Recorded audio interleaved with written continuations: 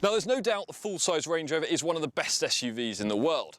But does this smaller, cheaper sport model do the Range Rover badge justice? Well, despite its name, this isn't a particularly sporty car to drive.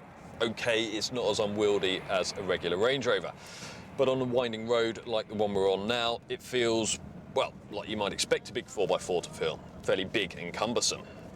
If you're looking for an SUV that seems to defy the laws of physics, you're better off looking at a Porsche Cayenne. But if you're more interested in wafting around in comfort, there's plenty to like here.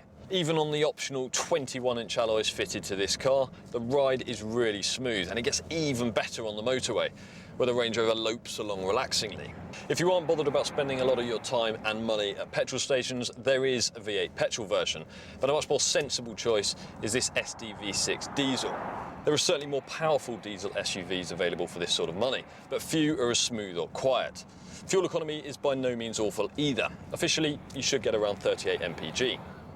There's more good news when it comes to the driving position, because the seats are comfortable, the steering wheel lines up nicely with the pedals, and because you sit so high up, you get a great view of the road ahead.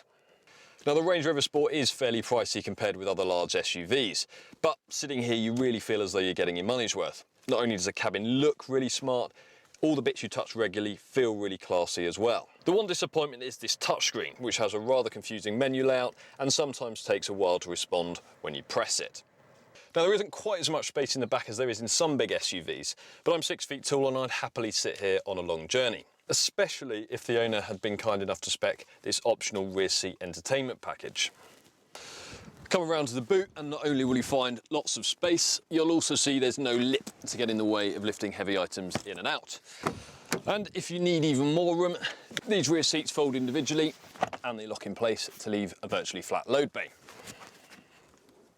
Now, if you're wondering what these two dents in the roof lining are all about, well, they're there because there is an option of a third row of seats, meaning you can carry up to 7 people. So, while the Range Rover Sport is unquestionably a fashion accessory, it's much more than that too. In fact, all things considered, it's one of the very best big SUVs. For lots more information, search Range Rover Sport on whatcar.com. Don't forget to click subscribe and leave your comments below.